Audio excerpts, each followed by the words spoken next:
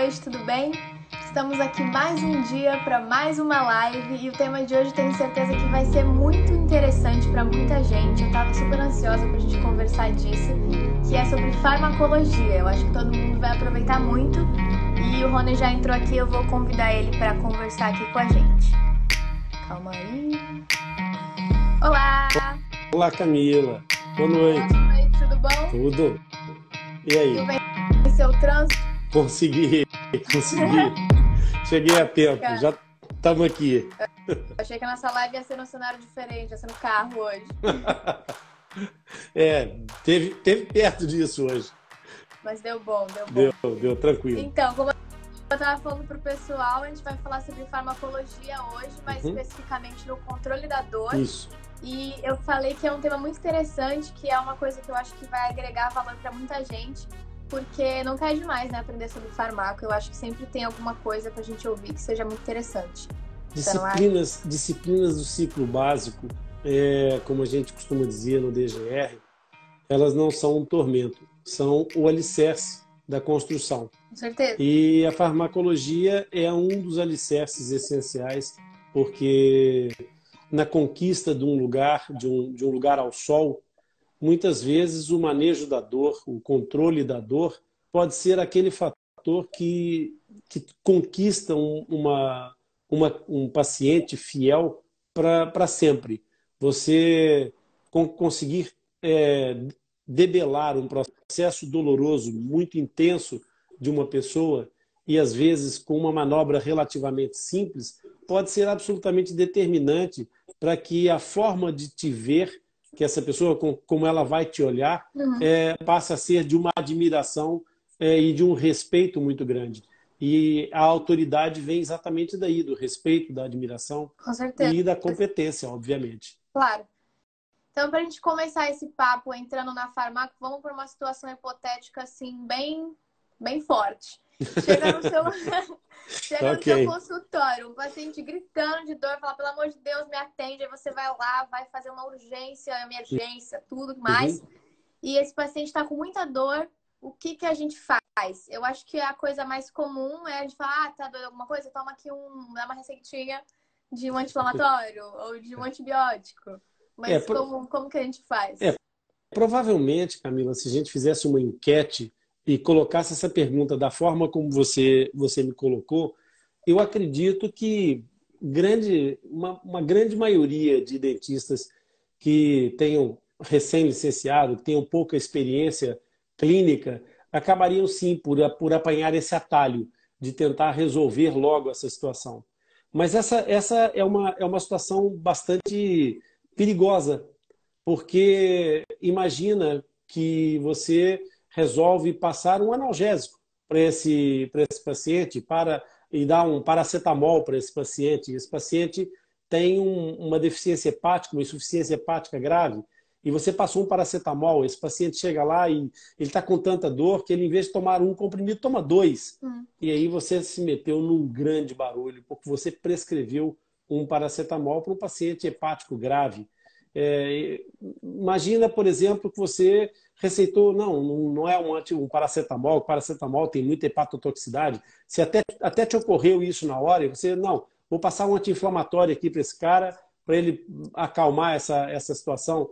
Você só não sabia que ele já tinha um quadro gástrico de úlcera, um histórico de úlcera gástrica, e você passou um anti-inflamatório não esteroide com uma boa potência, e aí o que vai acontecer? Esse cara vai ter uma úlcera supurada e você se meteu num grande trabalho outra vez. Mas vamos imaginar ainda que não. Você passou foi um antibiótico, o cara estava com um aspecto que estava com uma infecção, né? Aí você passou o antibiótico para esse cara, passou logo, cara, para não deixar dúvida, né? Passou logo aquela clássica amoxicilina com ácido clavulânico, né? O cara é só alérgico à penicilina. A próxima notícia que você vai ter dele é de dentro do hospital em atendimento de urgência de um choque anafilático. Cara, sabe, essa atitude de rompante, essa atitude de arroubo, ela peca sempre porque a prestação de socorro, a prestação de cuidados de saúde, especialmente na área do socorro, ela deve ser mais de ação e não de reação. Entendeu? Entendi. E eu acho que nem é na maldade, né? Obviamente, a pessoa sempre quer ajudar. Então, coitado, tá com dor, deixa eu passar aqui um remédio. Exatamente. Mas, às vezes, pra gente ajudar, é melhor indicar, vai num pronto-socorro, vai em algum lugar. Melhor indicar algum lugar do que fazer uma coisa que a gente não saiba, né? Então, fala. Se não souber, é preferível sempre fazer a recomendação. Mas há maneiras simples de chegar lá. Há questões que são elementares da prestação de cuidados, Camila. Todos os profissionais da área de saúde, e não só profissionais da área de saúde, devem, idealmente, ter, no mínimo, uma formação de suporte básico de vida. E no suporte básico de vida, você já apanha um aprendizado que vale para a tua vida, sobre essa história de agir e reagir. De reagir não é nunca uma boa opção de quem nós esperamos uma atitude profissional. Então, reagir não é o nome da canção. E no suporte básico de vida, por que eu falei isso?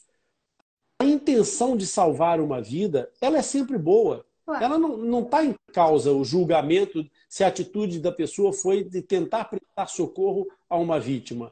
Não está isso em causa. Só que a questão é simplesmente o seguinte: o primeiro passo do algoritmo de suporte básico de vida é avaliar as condições em que o suporte vai ser prestado, em que aquela assistência vai ser prestada. É garantir a segurança para prestar esse cuidado, esse suporte básico de vida. Porque senão, ao invés de uma vítima, vão ser duas. Imagina, por exemplo, que tem uma vítima caída no meio de uma autoestrada, no meio das duas faixas de uma autoestrada. E aí o que acontece? Você para o seu carro no acostamento para não causar acidente e sai do seu carro correndo e volta correndo para atender essa vítima. Cara, só não, porque alguém não vai ver vocês dois. E ao invés de uma vítima, nós vamos ter duas. Certo? Então, a primeira coisa a fazer era sinalizar o acidente e depois voltar para socorrer, para prestar o suporte básico. Então, garantir a condição. E isso que a gente estava falando sobre a situação de recebimento de uma pessoa no consultório com uma situação de uma dor aguda, de uma situação extrema, como você sugeriu. A primeira coisa que a pessoa tem que ter o cuidado de fazer é garantir a segurança, não só dela própria, mas a segurança da própria pessoa que foi procurar por ela. Então, se for da competência, se for uma coisa que essa pessoa deva fazer, ela deve fazer de forma consciente e, principalmente, deve fazer de forma racional e não de forma emocional. Entendeu? Numa relação entre médico e paciente, há sempre duas opções: ser racional e emocional. Mas o dentista, o médico, o dentista DGR, só tem uma escolha, não tem duas. O paciente tem duas, nós não. E aí o que você estava falando de, vai que eu dou um remédio para a pessoa e ela tem uma úlcera gástrica, ou vai que eu dou um remédio e ela, sei lá, é diabética. Então você diria que a primeira coisa a ser feita antes de prescrever algo é realizar a anamnese? Diagnóstico first. É exatamente isso. É óbvio, Camila, que quando nós falamos em anamnese, existe anamnese e anamnese, não é? Portanto, se você tem um quadro agudo, um quadro extremo como esse, você não vai fazer uma anamnese hiperextensa, completa, pormenorizada, detalhista. Você tem que adaptar a sua anamnese às condições que está naquele momento para aquela prestação de cuidados. Mas é essencial que um checklist inicial mínimo, elementar, seja cumprido para a sua segurança profissional e para a segurança de saúde, da saúde desse paciente. Porque se você começa por reagir e tentar socorrer essa vítima, entre aspas, não é? Se você começa a reagir e a tomar ações antes de se precaver e antes de se proteger e proteger o próprio paciente, se você não tomar essa providência de proteção, não é o paciente que vai tomar. especialmente, primeiro, porque ele não tem o conhecimento, e a responsabilidade é sempre de quem detém o conhecimento, e segundo, porque ele está alterado emocionalmente, ele Exato. está prejudicado no seu discernimento e, obviamente, está disposto a qualquer coisa para se ver livre daquele quadro que é perturbador, que é o quadro da dor. Sim. Então, provavelmente, ele vai aceitar qualquer coisa que é o dentista, o médico, né, tá falando, porque ele respeita a autoridade, né? Então, a gente também tem que usar com sabedoria a autoridade que a gente recebe. Eu acho que isso é uma coisa muito importante. Exatamente. E aí, em questão dos fármacos, né, que a gente tem disponível para usar no consultório, como o nosso tema é farmacologia com relação à dor, quais são os remédios que a gente tem disponível assim para usar no dia a dia do consultório ou numa emergência? Nós aí poderíamos ser mais ou menos, pegando na próprio exemplo da anamnese, nós poderíamos ser mais profundos ou mais superficiais nessa abordagem, mas considerando o tempo que a gente tem, que não é, o tempo de uma formação, depois num curso, por exemplo, como o DGR, a gente consegue fazer uma abrangência muito maior dessa questão. Mas numa live que eu posso transmitir para as pessoas é que o primeiro fármaco por excelência para a gente lançar mão é exatamente o analgésico. E aí convém que o profissional conheça pelo menos o essencial, o elementar, como a gente já falou dos analgésicos, e que, por exemplo, um paciente que vai tomar um ácido salicílico tem que ter cuidado com esse paciente em relação à questão da hipersensibilidade gástrica. Né? Nós temos que ter controle, por exemplo, que os paracetamóis, as dipironas sódicas têm alguma potencial de hepatotoxicidade.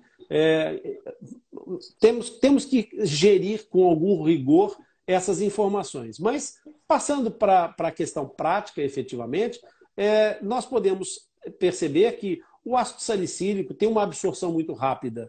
E, sendo uma absorção muito rápida, ele acaba por ter um efeito muito rápido. Mas também não é um analgésico muito potente. E tem uma semivida também relativamente curta. Então, esses pontos, o dentista, quando recebe o paciente, tem que considerar seriamente. Até porque, dependendo da ação técnica que ele possa vir a fazer, em termos terapêuticos diretos, o ácido salicílico, como é sabido, também interfere com o processo de coagulação. E aí é preciso gerir se esse paciente vai ser submetido a uma intervenção cirúrgica ou não, e poder ter aqui algum cuidado, algum critério em relação a isso. Depois, a questão do paracetamol. O paracetamol, dada a sua hepatotoxicidade, lembrar as pessoas desse risco, porque os paracetamóis estão extremamente livres no mercado, há dosagens que inclusive são vendidas sem receita médica, o que é absolutamente inacreditável, porque o paracetamol com 200 miligramas é quase inofensivo, segundo os cânones da farmacologia popular, não é? Mas 5 desses comprimidos é 1 grama de paracetamol. Tem que entender que as pessoas não têm muita noção. Tá doendo muito, deixa eu tomar uns 3 aqui que já resolve. Exatamente. Agora, imagina o risco que eu estou a falar de uma dosagem pediátrica de 200 miligramas, mas imagina na dosagem que as pessoas encontram hoje em dia de paracetamol de 500 miligramas e, eventualmente, até de 1 grama. No Brasil, por exemplo, eu sei que há uma dosagem de 800 miligramas. Quer dizer, são dosagens são superdoses de paracetamol que, se forem ultrapassadas, podem ter um efeito hepatotóxico e levar esse paciente a ter um problema muito grave. Então é preciso ter cuidado com esses medicamentos aí. Depois, dentro do próprio grupo das dipironas, há algumas dipironas sódicas que são mais potenciadoras do processo analgésico, tem uma semivida de duração um pouco maior. E aí nós temos, por exemplo, o metamizol, que também é bastante atuante, bastante utilizado. Dá para poder julgar com essa medicação em termos de hierarquia de escala de dor, consoante o grau de queixa do paciente.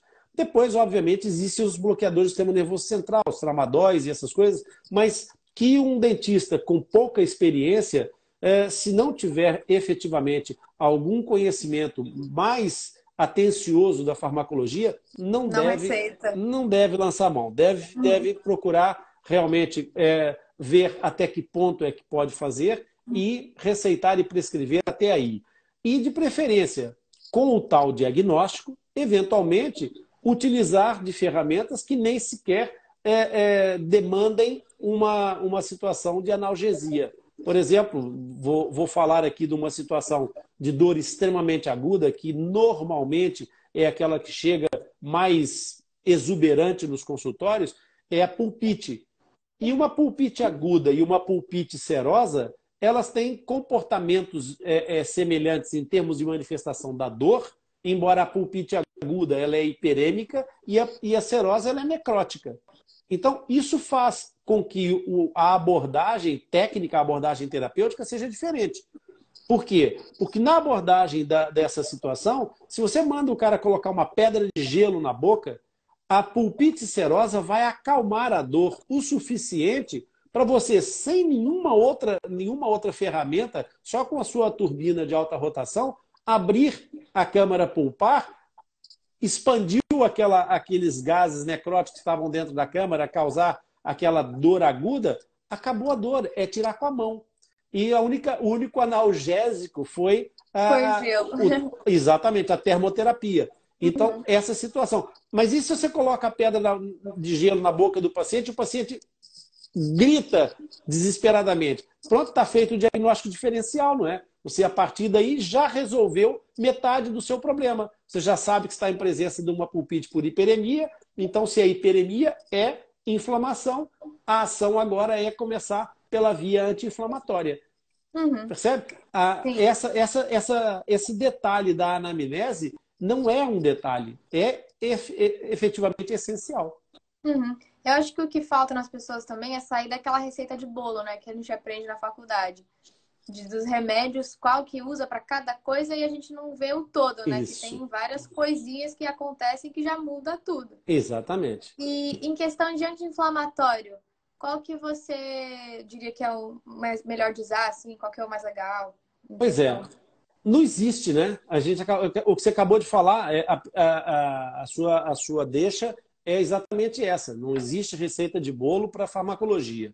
Farmacologia, ela tem que ser aplicada e adaptada caso a caso, obviamente. E como eu estava falando, se o caso era de uma pulpite aguda, de uma pulpite por hiperemia pulpar, nós temos que partir para o tratamento de anti-inflamatório e terapia.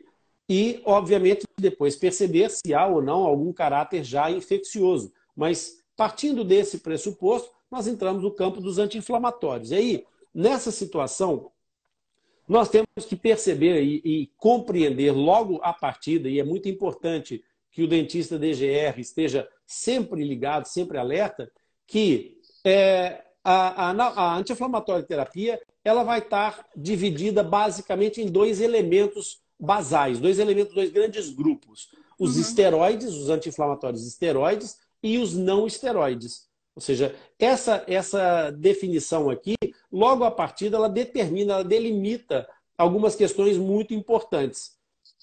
Porque o anti-inflamatório esteroide, ele atua exclusivamente na prostaglandina 2.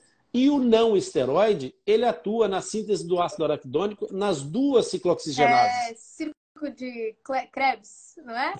É nas ciclooxigenases. Então, o que quebra o ácido araquidônico e vai fazer com que seja formada a ciclooxigenase 1 vai dar origem à prostaglandina 1. A ciclooxigenase 2 vai dar origem à prostaglandina 2. E elas têm funções diferentes no nosso corpo. Enquanto a prostaglandina 2 está associada a toda a resposta inflamatória, a prostaglandina 1 está associada à defesa. Então, nós temos a prostaglandina 1, por exemplo, como elemento ativador do sistema imunológico. A ciclooxigenase 2 e a prostaglandina 2 vão reagir a nível da inflamação, ou seja, da ação defensiva direta. No caso da ciclooxigenase 1, nós temos também a proteção da mucosa gástrica. Então, na ciclooxigenase 2, aquilo que vai acontecer é a dor, é a potenciação da dor, é todo o processo de alerta para que o organismo entre em função de defesa. Uhum. Bom, o que acontece? A escolha dos anti-inflamatórios, ela deve ser feita com base nos prós e contras de cada uma das situações. O uso de anti-inflamatórios esteroides é mais seguro nesse capítulo, porque se você usa o anti-inflamatório não esteroide, você, na realidade, não controla aquilo que você inibe de prostaglandina 1. Então, se você usa o esteroide, você controla isso, porque você não vai mexer na prostaglandina 1, só vai atuar sobre a prostaglandina 2. Entendi. Mas, em contrapartida, o anti-inflamatório esteroide, ele tem problemas de titulação. Você tem que atingir uma titulação, você não pode entrar com uma dose já pensando na titulação total. Você tem que fazer a dose em escala e depois regredir essa dose. E esse processo, quando é mais lento, promove retenção de líquidos, ele promove alterações sistêmicas e, geralmente, a ação que o dentista precisa, ela é num curto espaço de tempo. Não é de processos inflamatórios de longo curso, como os esteroides atuam muito melhor. Então, a relação custo-benefício, como é num curto espaço de tempo, mesmo sendo prejudicada a prostaglandina 1, vale a pena, muitas vezes, usar o anti-inflamatório não esteroide. Uhum. E aí, dentro desses grupos, obviamente que você vai encontrando alguns anti-inflamatórios mais que potenciam melhor a ação esquelética, outros que atendem melhor às situações articulares, outros atendem melhor às situações musculares. Portanto, aí já entra numa série de outras vertentes que é preciso desenvolver. Lá está, não dá para falar numa live sobre tudo isso.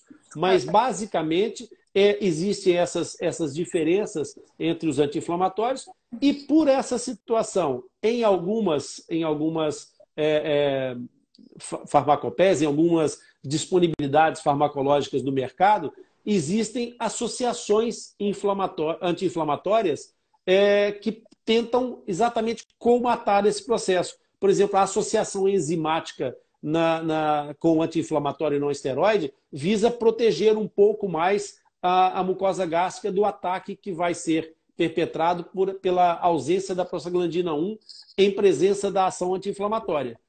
Então, por exemplo, o dimaleato de proglumetacina, ele tem uma ação enzimática que ajuda a proteger. Então, ele é menos agressivo do que, por exemplo, o diclofenac de sódio ou o diclofenac de potássio. Tem uma ação rápida, o diclofenac de potássio, mas tem também uma agressividade gástrica muito maior. Calma aí, esse diclofenaco de potássio é um esteroide ou não esteroide? Não esteroide. Estamos Não a falar esteroide. só de anti-inflamatórios, Tá. não esteroides. Tá. Nós, quando falamos dos esteroides, estamos a falar da dexametasona, de todos esses anti-inflamatórios que são os corticoides.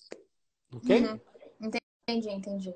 Era só que eu fiz uma confusão aqui, mas Isso. agora eu voltei. Então, É que, como eu falei, né? É um assunto muito denso. Então, às vezes eu vou dar uma perguntada. Exatamente. Mas então, aí, para situar, então, quando o paciente tem dor de característica inflamatória, é importante fazer anti-inflamatório. Por quê? Porque no anti-inflamatório você já está combatendo a dor na sua origem. E, eventualmente, a ação analgésica do anti-inflamatório pode ser suficiente para comatar determinados níveis de dor. Por quê, Camila? Porque inflamação é uma resposta do nosso organismo. E nós não podemos deixar que o profissional sequer confunda inflamação com infecção. É elementar, mas para explicar para o seu paciente, porque o paciente confunde de certeza absoluta. Entendeu? Então, esse processo inflamatório que nós estamos falando, ele eu vou fazer um paralelo aqui, uma metáfora, para a gente fazer uma imagem mental, tá bem? Quando a gente joga uma luz branca num prisma, ela se difrata em 7 cores e forma um arco-íris. É isso que acontece com as gotas d'água da chuva quando os raios solares incidem ali. A inflamação, se a gente julgar num prisma imaginário, ela se refrata em 4 coisas, não é em 4 cores. 4 sinais Calor, da rubor, inflamação. tumor e dor. Ok? Aham. Portanto, nós temos calor porque há aumento da atividade celular naquela zona afetada. Nós temos Uhum. rubor porque essa atividade celular aumenta porque há maior aporte sanguíneo no tecido, o que faz com que a hiperemia pulpar apareça. Portanto, hiperemia é exatamente aumento do volume de sangue. Só que a câmara pulpar dentária ela é limitada de forma sólida pela estrutura dentária. Então, aumenta a pressão dentro daquela câmara pulpar, o que faz com que os tecidos se comprimam lá dentro. O tumor é exatamente essa tentativa de aumentar de volume por tudo o que a gente já falou. Não Que é? seria Aumenta edema a também, né? atividade e aí o tumor é o edema, exatamente. Tumoração, ou seja, nesse caso não estamos a falar de neoplasias, nem de nenhum tipo de tumoração maligna, nem de outra espécie, é o tumor no É o sentido de crescimento. tumefação, de tumefato, de grande, de aumentado. Então, Sim. o tumor é o edema, e esse edema vai ser exatamente provocado por quê? Porque entre as células daquele tecido vai ter mais líquido, mais sangue, mais linfa, portanto, aquele tecido aumenta de volume.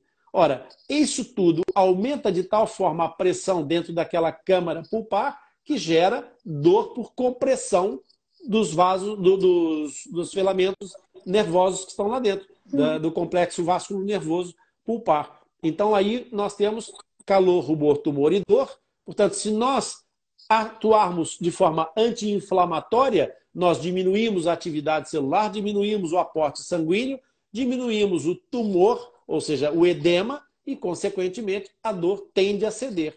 Então, mesmo que o anti-inflamatório não ceda completamente a dor, ele potencializa a ação do analgésico. Porque depois você precisa de um analgésico muito menos potente para controlar um nível de dor que é mais compatível com essa nova situação. Então, Entendi. mais uma vez, tudo isso está assente aonde? Está assente numa anamnese, não está assente numa tentativa e erro, não Sim, é? uma Por isso, conversa do WhatsApp. exatamente, é fundamental que haja tudo isso.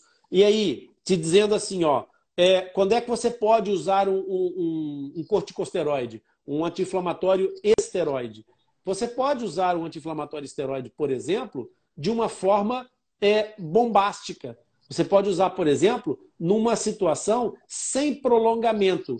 Então, você usa uma dose um pouco maior do que usaria na titulação, no processo de titulação. E vamos já agora explicar o que é titulação para as pessoas. Titular um medicamento, o dentista DGR deve compreender que determinadas substâncias elas têm que ir gradualmente aumentando a sua dosagem para chegar até a dosagem ideal, a dosagem terapêutica. Então, começas numa dosagem subterapêutica e vai graduando até atingir a dosagem Mas isso terapêutica. não, Por não quê? é para todos os remédios, né? Isso Não, é. não. Existem medicamentos próprios para isso.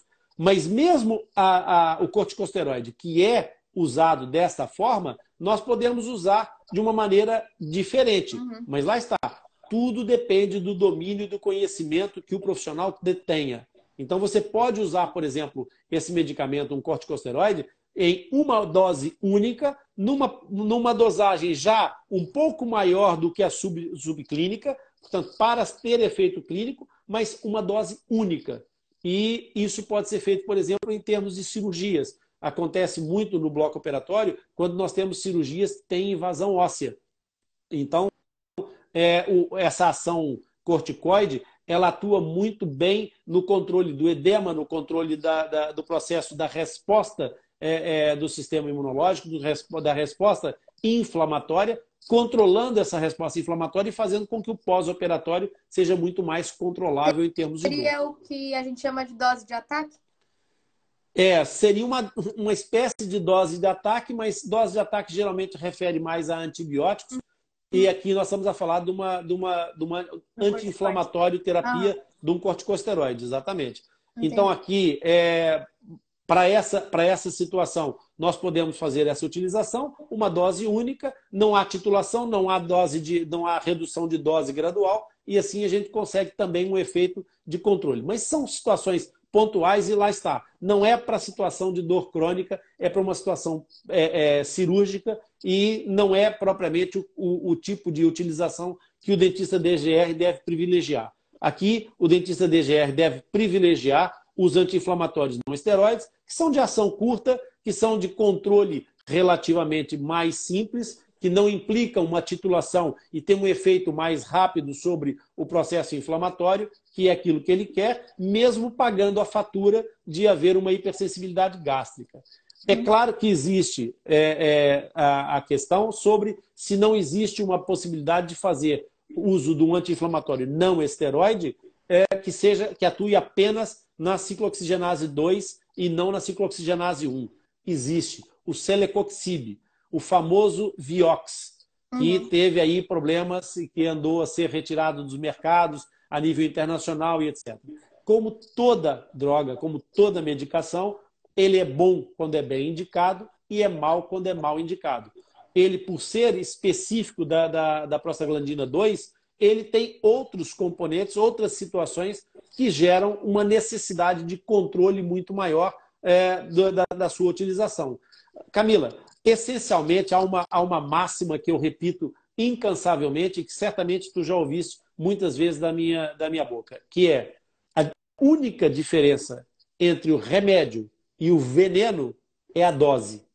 Na dose certa, o veneno cura. Na dose errada, o remédio mata. Sim, isso já é um impacto grande o suficiente. E durante a sua fala, você falou que a gente não poderia confundir inflamação com infecção. Isso. Aí eu venho com a pergunta. Como que a gente faz se a resposta inflamatória vem por causa de uma infecção?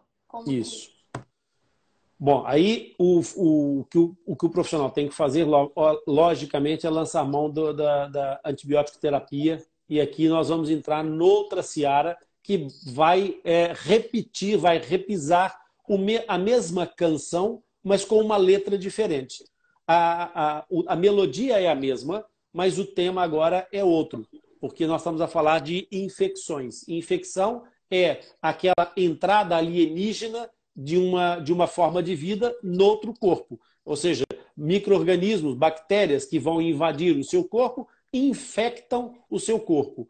O seu organismo reage inflamatoriamente. Então, a inflamação como uma defesa, acima de tudo. A dor é o aviso. Então, um dos riscos maiores é quando o paciente chega com dor e recebe um analgésico, sem nenhum critério. Por quê? Porque você pode estar apagando a sirene do incêndio e deixando o fogo pegar. Quando a sirene voltar a soar, provavelmente o dano vai ser muito maior. Então, desligar o alarme da dor deve ser uma atitude ponderada, sempre com vista, primeiro, a perceber onde está a raiz do fogo e ir apagar o fogo. E no caso da inflamação, ela não é toda de origem infecciosa. Nós podemos ter inflamação por acidentes contusos, traumáticos, há várias situações por degeneração do tecido. Há muitas formas de nós recebermos uma resposta inflamatória do nosso sistema de defesa. No caso concreto da infecção, regra geral, nós vamos lançar mão dos grupos medicamentosos que estão na farmacopeia mais usual, mais comum. E, obviamente, que os dentistas, numa situação de consultório, acabam por se ver pressionados contra uma parede. Por quê? Idealmente, no cenário utópico, idílico e ideal, o que é que você faria? Você recolheria extrato desse processo infeccioso, mandaria para um laboratório para fazer um antibiograma e com o antibiograma você receberia a indicação de quais os grupos antibióticos que são mais efetivos para o combate daquela infecção. Acontece que o dentista, em geral, nessas situações, está entre a cruz e a espada. Ou seja, está numa situação que tem que tomar decisões e é o que acontece muitas vezes, especialmente nos serviços de pronto atendimento, de urgência, é que os otorrinolaringologistas, os dentistas, os médicos que estão de urgência de clínica geral, deparam-se com situações em que não há um tempo hábil para fazer esse estudo. Embora nos hospitais, nos serviços de urgência, haja sempre o laboratório hospitalar que permite mais essa manobra, mas a gente sabe maior, que né? Mas a gente sabe da dificuldade que isso é, porque se por um lado vai te poupar o tempo de espera para um laboratório externo, por outro lado você vai ter que enfrentar uma fila de entrada de todos os pacientes daquela urgência que entraram na sua frente. Também não é o cenário maravilhoso, mas o profissional, em geral, vai fazer uso de quê? Vai lançar mão de um antibiótico de largo espectro. Por quê? Não sabendo onde atuar, procura atuar de uma forma mais ampla possível para poder, de alguma forma, acertar na bicharada que precisa abater. Qual é o problema que isso leva? O problema que isso leva é que, muitas vezes, aquelas estirpes microbianas, elas podem ser parcialmente sensíveis ou não ser de todo sensíveis aos medicamentos. Isso por quê? Porque o uso indiscriminado de antibióticos causou um grande transtorno para a humanidade e está a ser cada vez mais preocupante. Nós tínhamos como medicamento de primeira escolha, e ainda hoje não deixa de ser, a penicilina. A penicilina é o antibiótico que provavelmente é o antibiótico de escolha. Que é a amoxicilina. Não, a penicilina mesmo. Penicilina G sódica potássica. Exatamente. A penicilina, ela tem um problema que ela começou a ser usada e começaram a surgir os micro-organismos penicilino-resistentes. Então, criou-se uma alteração na estrutura, uma alteração já laboratorial da penicilina, em que, através de artifícios farmacológicos, criaram variáveis da penicilina. Então, surgiram dentro o grupo penicilínico e as suas diversas variáveis. Então, historicamente, é só para dar um contexto histórico, da penicilina, o primeiro grupo farmacológico que tomou conta das receitas globais foi a ampicilina.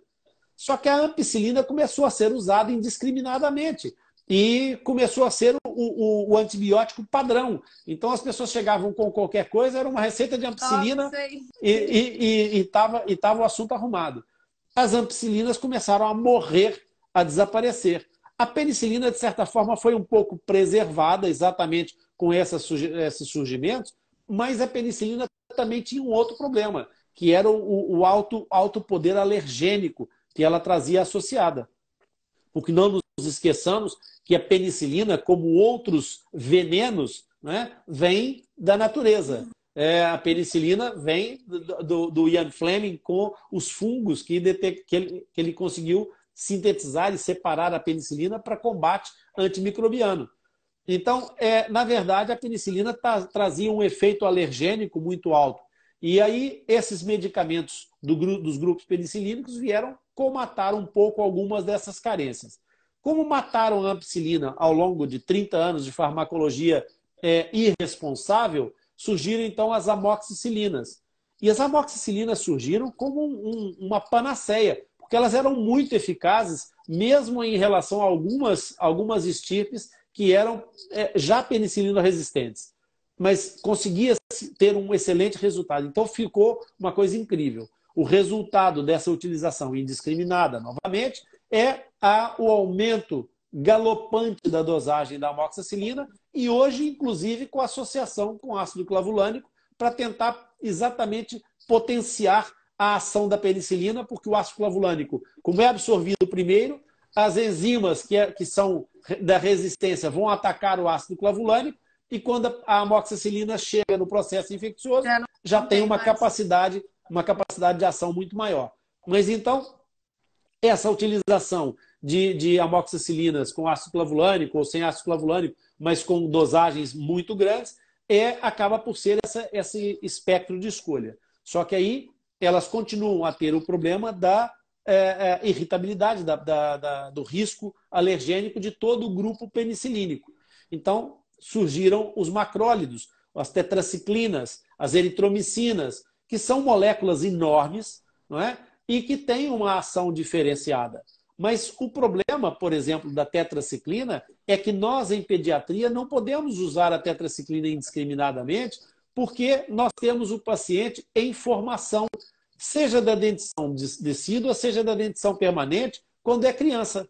Então, nas crianças, usar uma tetraciclina significa deixar um depósito de tetraciclina marcado historicamente na vida desse paciente através de uma linha de depósito da penicilina no esmalte dentário, da tetraciclina. Sim. Então, esse uso de tetraciclina também ficou um pouco mais difícil. Ora, então, os macrólidos eram a grande solução. Então, as eritromicinas vieram socorrer essa farmacologia.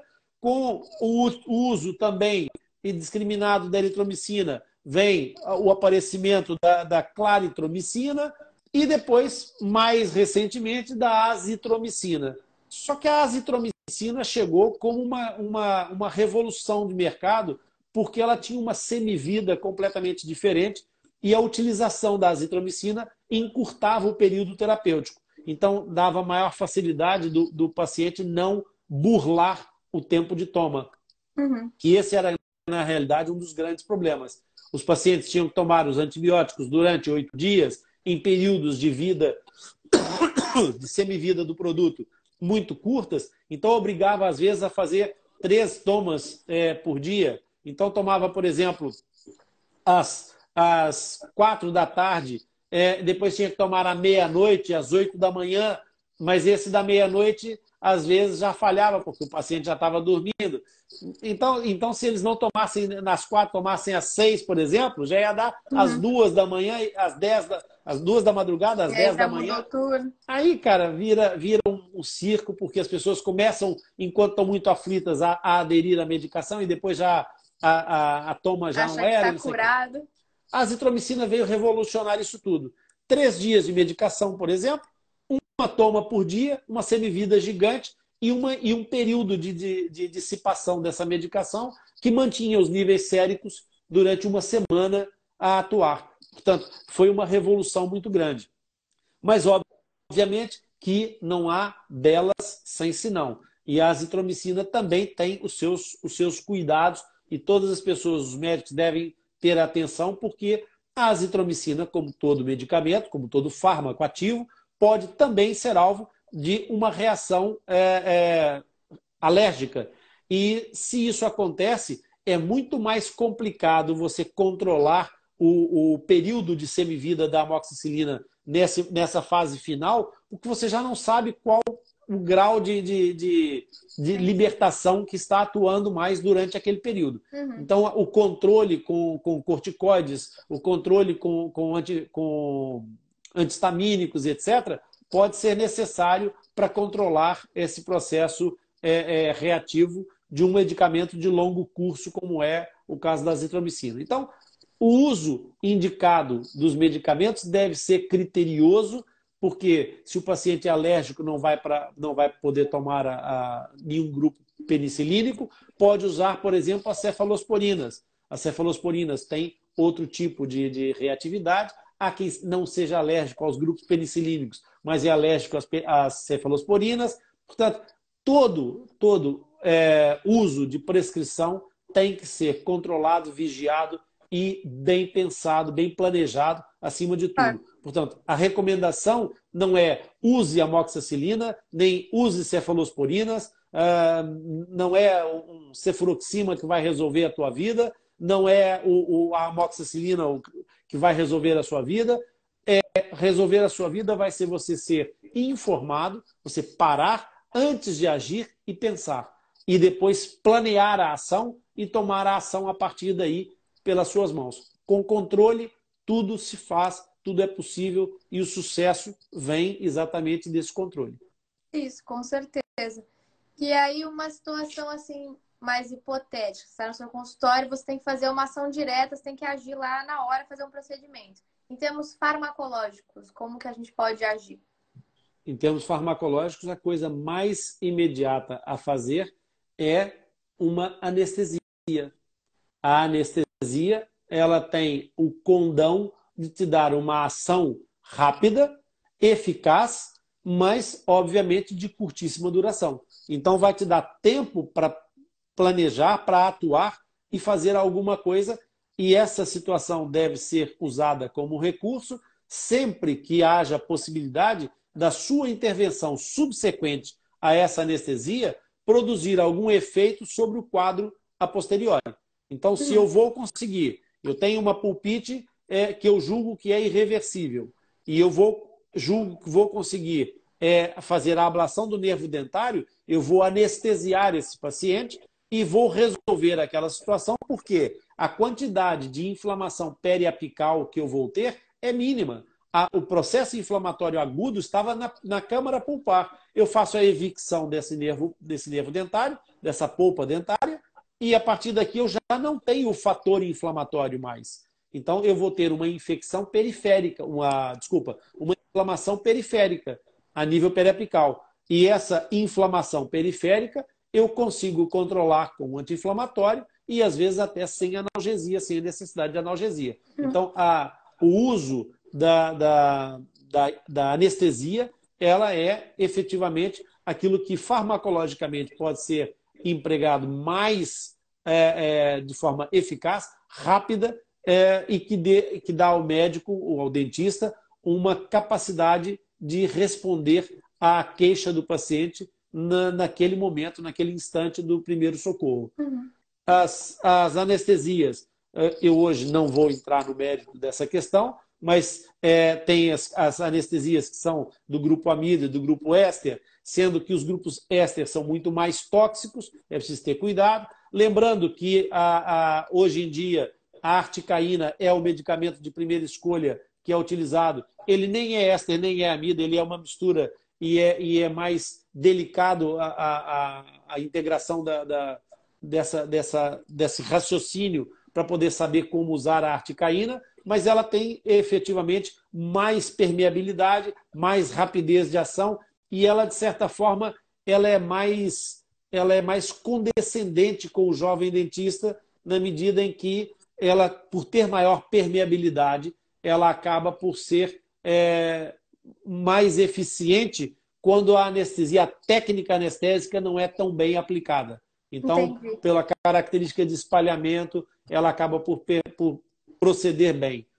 Uma coisa que eu acho que é muito importante chamar a atenção, Camila, é que no caso do uso de anestesias, o controle da dor ele é fundamental para o controle emocional.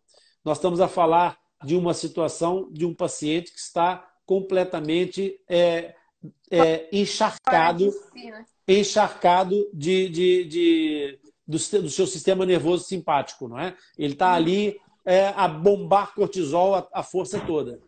E o que acontece é que, se esse paciente estiver sujeito a estímulos de dor repetida durante o processo terapêutico de tratamento, o risco que esse paciente sofre de ter uma síncope, de ter um reflexo vagal, é muito maior. Portanto, nesses casos, é conveniente conhecer o sistema ASA de classificação dos pacientes, um dia vamos falar sobre isso, e perceber se esse paciente está com tudo controlado e mesmo que ele seja hipertenso, mas que esteja muito bem controlado, é às vezes preferível a utilização de um anestésico com vasoconstritor que mantenha o anestésico atuante por mais tempo do que correr o risco do paciente ter um efeito anestésico mais baixo, mais curto e esse paciente começar a sofrer com essa fragilidade do processo anestésico. O que vai acontecer? Esse paciente vai entrar em estresse,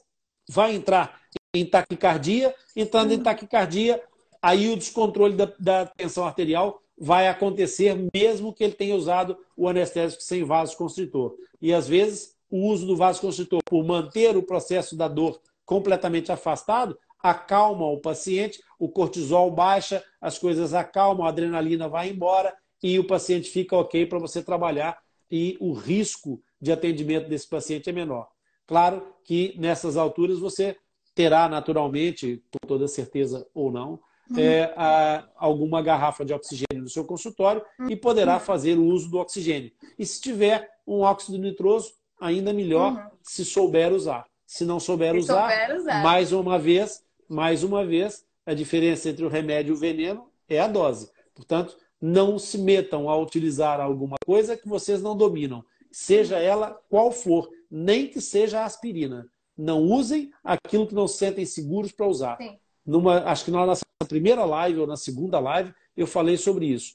O insucesso de um primeiro ato condiciona o seu comportamento em relação a esses atos e a essa área ao longo de toda a sua vida. Uma má memória de um mau começo é uma coisa para ficar provavelmente no divã do psicoterapeuta. Deixa eu fazer um comentário. Você falou de vasoconstritor, me veio uma lembrança aqui na faculdade, quando a gente fazia cirurgia. Antes de começar, a gente já gritava pro professor, com vaso ou sem vaso? Então, é uma questão que realmente aquela bate no coração, né? Você fica muito em dúvida. Então, foi legal você ter abordado. Isso mesmo. E como uma pergunta para a gente finalizar a nossa live, você diria que, você está falando, né, todos os benefícios da anestesia, você diria que seria o fármaco menos, entre aspas, problemático? Camila, todos os fármacos são igualmente problemáticos. Eu vou te dar um exemplo. O erro de introdução anestésica, porque o anestésico que nós utilizamos no consultório, ele é infiltrativo muscular, não é endovenoso. Portanto, se houver um erro de introdução desse anestésico num pequeno vaso ou num vaso sanguíneo, pode correr mal, e muito mal. Não é? Portanto, não será certamente essa a medida que a gente vai colocar como bitola, como regra para as pessoas usarem. Mas eu diria que o uso do anestésico como um primeiro socorro pode ser bem-vindo, desde que você compreenda que você vai ter um período de atuação. E esse período de atuação tem que ser suficiente para você fazer alguma coisa. Ou então, esse paciente talvez sendo encaminhado para um serviço mais especializado, mais abalizado, porque eu da minha experiência como professor, eu sei que a maioria dos nossos colegas dentistas não está nem capacitado, nem tem conhecimento suficiente para fazer uma perfusão endovenosa. Então, nesses casos, é preferível que seja encaminhado para um serviço hospitalar, onde possa se fazer uma perfusão endovenosa de algum medicamento que seja mais potente, mais eficaz e de uso que consiga debelar esse processo doloroso de alguma forma. Eu acho que volta em tudo que a gente falou que se não sabe, não faz. Humildade se não sabe, não suficiente para encaminhar, né? Humildade responsável. Claro. Não quer dizer covardia. Não quer dizer que a pessoa não deva fazer, que não deva começar a fazer. Deve, mas deve fazer com responsabilidade, deve fazer, acima de tudo, respeitando protocolos, conhecendo os protocolos e, principalmente, conhecendo as suas limitações, o seu conhecimento e respeitar o seu próprio limite. Claro. Então, eu acho que o papo de hoje, eu diria que foi a live mais legal.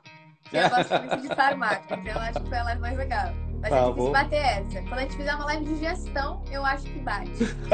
Vou pensar aqui. Ok. Mas se alguém quiser ir sugerindo o tema, se gostam de ouvir farmácia, fala pra gente, porque eu gosto, mas tem que ver se as pessoas gostam. Isso, exato. E a gente vai continuando por aqui, desejando uma feliz Páscoa para as pessoas e logo menos estamos de volta, não é mesmo? Domingo tem live? Live de Páscoa. Calma aí. Só se a gente vier com a... Tá? Então não tem live, pessoal. Não tem live. Não. Só se vier de coelhinho. A gente avisa as pessoas no DGE. É isso. A gente vai colocando aqui no Instagram. Mas em princípio, sim. Em princípio, sem coelhinho. Qualquer coisa avisaremos. Sem coelhinho, mas se não for de coelhinho, eu não venho. Se eu não quiser, é porque o Rony não topou vir de coelhinho. Tá, ok. Boa noite, galera. Muito obrigada. Valeu, pessoal. Até mais. Valeu.